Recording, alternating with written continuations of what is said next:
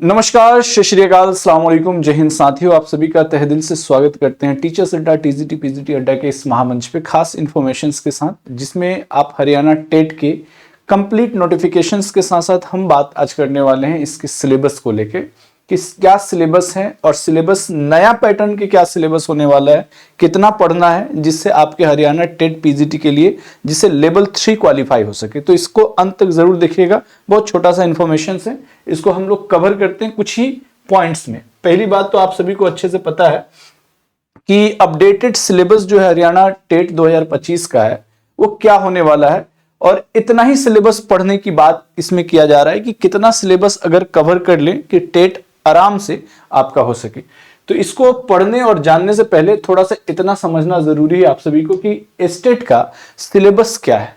आपको बता दें कि एस्टेट पीजीटी एग्जाम्स जो होते हैं ये जिसका लेवल 3 बोला जा सकता है कि लेवल 3 का एग्जाम है, और ये तकरीबन 2.5 घंटे का आपका पेपर होने वाला है और इसमें 150 मल्टीपल चॉइस क्वेश्चंस होने वाले हैं। मतलब 2.5 घंटे का पेपर है, 150 मल्टीपल चॉइस क्वेश्चंस होंगे, और इसमें कौन कौन से सेक्शन से क्वेश्चंस पूछे जाएंगे। जो 7 सेक्शंस डिफरेंट है, जैसे child pedagogy, language Hindi English, उसके बाद क्वांटिटेटिव एप्टीट्यूड्स, रीजनिंग हरियाणा, ये टोटल्स देख लें। उसके बाद आपका स्पेसिफिक सब्जेक्ट्स जो कि आपके 60 मार्क्स के होने वाले हैं। टोटल जो है आपके 150 प्रश्न हैं, 150 मार्क्स के पेपर होने वाले हैं। सिलेबस क्या होगा आपके पेपर के लिए, उस पर मेन मुद्दा है कि सिलेबस सर नया सिलेबस क्या है। ये अक्सर स्टूडेंट्स का ये है कि सर पिछले बार का सिलेबस इस बार के सिलेबस में कुछ फर्क है क्या। देखिए बहुत बार ऐसा होता है कि अलग अलग सब्जेक्ट में कुछ ना कुछ अपडेट्स आते हैं, लेकिन इतिहास में ज्यादा से ज्यादा क्या अपडेट आ सकता है उस पर हम बात कर लेते हैं। जैसा कि आप देख पा रहे हैं इतिहास में 3 सेक्शंस हम मैक्सिमम कर सकते हैं, तो वर्ल्ड हिस्ट्री की बात हम थोड़ा सा उठा सकते हैं कि वर्ल्ड हिस्ट्री 4 सेक्शंस की बात कर लेते हैं। इतिहास में जिसमें प्राचीन भारत के इतिहास को देखें तो सोर्सेस ऑफ एंशिएंट इंडिया जो वही सिलेबस है जो यूजीसी नेट में सोर्सेस पूछी जाती है, लेकिन फिर भी प्री हिस्ट्री सिविलाइजेशंस, उसमें प्रागैतिक इतिहास की बात करेंगे, स्टोन एज के बारे में बात कर सकते हैं, जिसमें प्रागैतिक इतिहास में पूर्व इतिहास, मध्य पाषाण और नव पाषाण काल के इत्यादि के बारे में, जिसमें आगे चलकर हंटर गैदरर से मतलब वही पूर्व पाषाण काल से लेकर आपके नव पाषाण काल तक के, जिसमें कृषि व्यवस्था के बारे में तक। उसके बाद हड़प्पा सभ्यता है जिसमें साइट्स और इसके कुछ प्रमुख जो विशेषताएं थे, खासतौर से नगरीकरण की विशेषताएं थे, व्यापार की, हम किन किन देशों से व्यापार करते थे इत्यादि के बारे में इसमें वर्णन है। उसके बाद वैदिक, लेटर वैदिक जो कि यहाँ पे मेंशन नहीं है, लेकिन उत्तर वैदिक काल से रिलेटेड प्रश्न आपके पेपर में देखने को मिलता है। उसके बाद है बुद्धिज्म, जैनिज्म, बौद्ध धर्म और जैनिज्म से इनके सिद्धांत, इनके जितने भी फिलॉसफी है उससे रिलेटेड क्वेश्चंस अक्सर देखने को मिला है। उसके अलावा दोनों के बीच की क्या विशेषताएं हैं, दोनों में क्या समानताएं, दोनों में क्या भिन्नताएं इत्यादि पर बात करते हैं। उसके बाद आपका आता है दिस इज द महाजनपद, जिसमें 16 महाजनपद और 16 महाजनपद का उल्लेख किन किन ग्रंथों में देखने को मिलता है इत्यादि शामिल। 16 महाजनपद में खासतौर से मगध जैसे साम्राज्य को स्टडी करना है। मगध साम्राज्य के बाद आप थोड़ा नीचे आते हैं, दैट इज अ मौर्यन और पोस्ट मौर्यन, मतलब मौर्य काल और मौर्योत्तर काल की बात करते हैं। उसके अलावा पल्लवास, चोलास, लेकिन बीच में कुछ चीजें गैप कर दिया गया जो कि आपके लिए इंपॉर्टेंट है, जैसे गुप्ता फेजेस, वकाटक, हर्षा पीरियड्स इत्यादि शामिल है। और खासतौर से हरियाणा में हर्षवर्धन से रिलेटेड क्वेश्चंस आपने अक्सर देखा है क्वेश्चन पूछते हुए, तो ये आपके इसमें है। यहां पे हालांकि दिया भी है नीचे, Guptas Vardhanas empire, socio culture life, economic administration, प्रशासनिक आर्थिक व्यवस्था के बारे में पूछता है। और इंडस कल्चर्स या Indian culture in the world, art and architectures from the ancient to post Guptas, प्राचीन काल के आर्ट से लेकर कला संस्कृति से लेकर आपके गुप्त पीरियड तक, जिसमें आप कुषाण पीरियड के जैसे गंधार आर्ट हुआ, मथुरा आर्ट हुआ, ठीक है, गुप्ता आर्ट्स में देखने को मिलता है, पाल आर्ट्स तक आपको यहाँ पे स्टडी करने हैं। मतलब मैं कहूँ तो हरियाणा का टेट का सिलेबस एक स्टैंडर्ड सिलेबस कहा जा सकता है। जो स्टूडेंट्स पीजीटी, केवीएस, एनवीएस की प्रिपरेशंस कर रहे हैं उनके लिए थोड़ा सा और अच्छा ये हो जाएगा, थोड़ा और डिटेल आपको पढ़ने की जरूरत है। मेडिएवल इंडिया की बात कर ले, मध्यकालीन भारत में, आप सिंपल सा है, सोर्सेज ऑफ मध्यकालीन भारत स्टडी तो करना ही है। साथ साथ में आपको राइज ऑफ इस्लाम से शुरू करना है, 700 से लेकर, मतलब पाल, प्रतिहार, राष्ट्रकूटास, ट्रिपराइट्स के बाद चोलास एम्पायर्स को भी स्टडी करने पड़ेंगे। उसके बाद आप यहां पे देख पा रहे हैं कि पृथ्वीराज चौहान, चौहान के बाद आप पहुंचते हैं प्री सल्तनत में, जिसमें महमूद गजनबी, गौरी एंड देन आप सल्तनत शुरू करते हैं, जो कि यहाँ पे मेंशन है नहीं, लेकिन आपको पढ़ने पड़ेंगे। जैसे यहाँ पे एक वर्ड दिया हुआ किंग दाहिर, मतलब अरब इन्वेजन से रिलेटेड क्वेश्चन है। उसके अलावा अनंग पाल के बारे में दे रहा है, दिल्ली साम्राज्य या दिल्ली के स्थापना से लेकर जो है दिल्ली सल्तनत, और दिल्ली सल्तनत के बाद मुगल काल और मुगल प्रशासनिक व्यवस्था के साथ साथ विजयनगर, और विजयनगर के साथ बहमनी किंगडम जुड़ा हुआ है, जो आपको पढ़ने हैं। इसके बाद आप बात करेंगे विजयनगर के बाद छत्रपति शिवाजी। छत्रपति शिवाजी मीन्स मराठा, और मराठा के साथ साथ में आप क्षेत्रीय साम्राज्य जैसे अवध, जैसे आप कह सकते हो हैदराबाद, जैसे बंगाल इत्यादि शामिल है इसमें। उसके अलावा आप बात कर सकते हैं कुछ मूवमेंट है, भक्ति और सूफी आंदोलन, भक्ति मूवमेंट्स और सूफी मूवमेंट्स। उसके अलावा सिख गुरु, नैनकर्स और अलवर्स जैसे खास आप देखते हैं इंफॉर्मेशंस। ट्रेड एंड कॉमर्स, जैसे आर्ट कहते हैं ना कि दैट इज द व्यापार और वाणिज्य पर खास तौर से। उसके बाद आर्ट एंड आर्किटेक्चर्स, कला और संस्कृति से related. Agrarian society during the medieval periods, जो मध्यकालीन समय में खास तौर से मोहम्मद बिन तुगलक के समय में दीवाने को ही एग्रीकल्चर विभाग है, किस तरह का प्रॉब्लम्स थे, किस तरह का, जैसे तकवी लोन से रिलेटेड क्वेश्चंस आपके एग्जाम में पूछ लिया गया, इत्यादि शामिल है सभी। तो ये तो मध्यकालीन भारत का। आधुनिक भारत की बात कर लें तो सोर्सेज ऑफ मॉडर्न इंडिया की बात करते हैं। Sources of modern India is also very important, जिसमें आप बात करेंगे राइटर्स के बारे में कि इंडियन राइटर्स कौन है, जैसे नेशनलिस्ट राइटर की बात कर ले, कॉलोनियल राइटर, उपनिवेशवाद राइटर कौन रहे हैं, ठीक है, इत्यादि, या मार्क्सिस्ट राइटर्स इत्यादि के बारे में। और लिखने के स्टाइल्स क्या है, किससे हमको पता चलता है आधुनिक भारत के सोर्सेज के बारे में।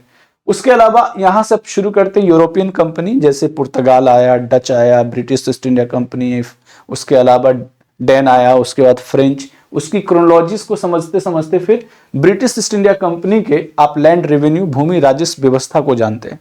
उसके बाद इंडियन पुनर्जागरण जैसे, that is the Indian renaissance, और ढेर सारे ऑर्गेनाइजेशन जिन्होंने समाज सुधार में योगदान दिए इत्यादि।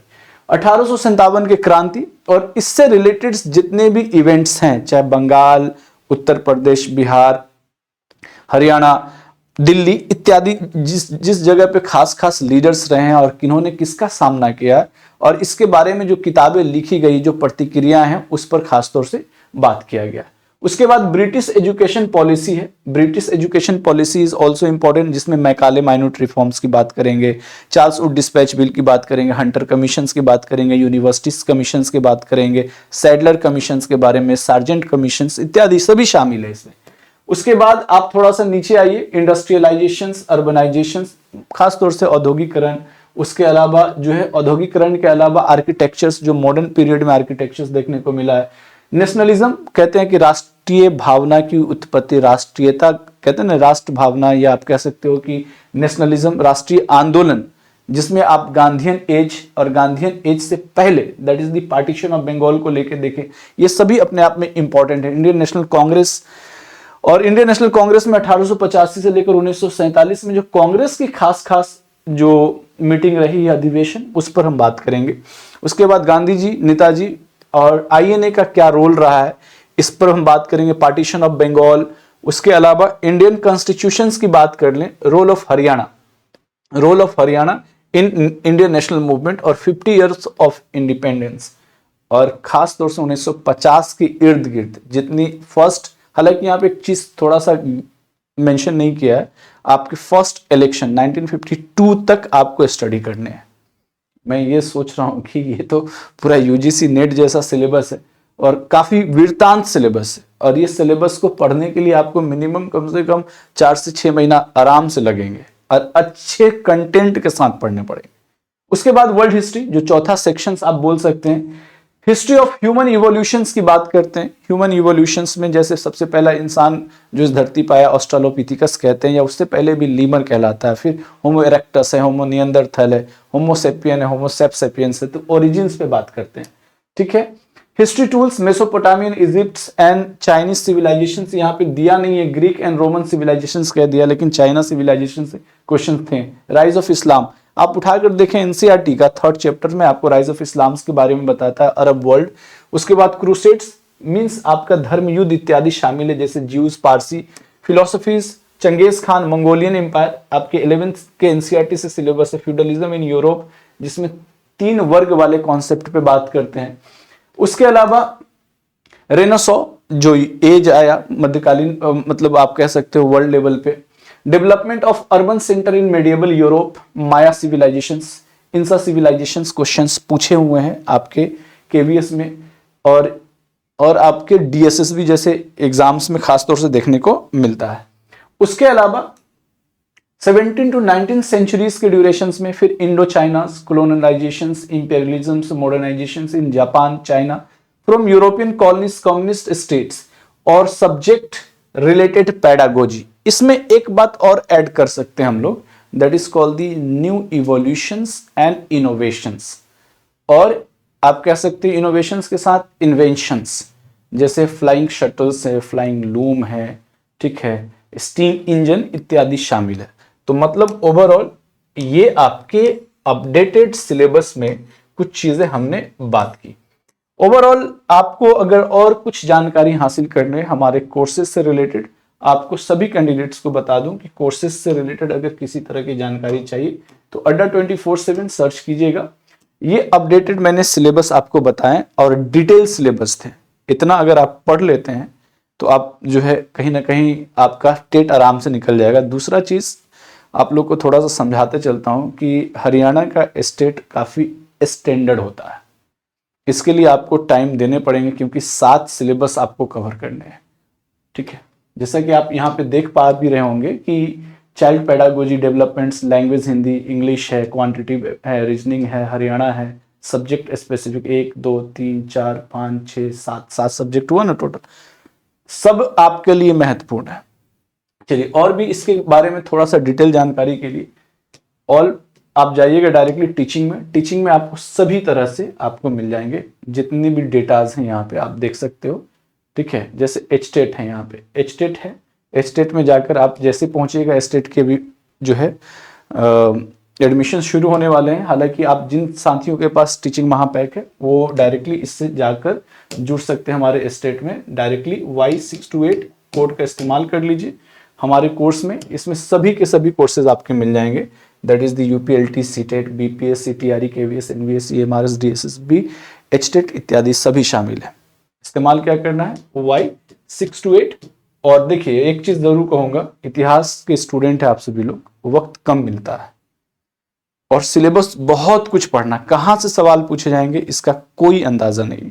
हम इंडियन तो पढ़ते ही पढ़ते हैं, एंशिएंट, मिडिएवल, मॉडर्न, हमें वर्ल्ड भी पढ़ने हैं और उतना ही मेहनत वर्ल्ड पे भी करना है इस बार स्टेट को लेके। तो आप लोगों से मिलते हैं अपकमिंग सेशंस में, तब तक के लिए ऑल द बेस्ट। और इसी के साथ इस सेशंस को अपने दोस्तों में भी शेयर करें। ऑल द बेस्ट, जय हिंद।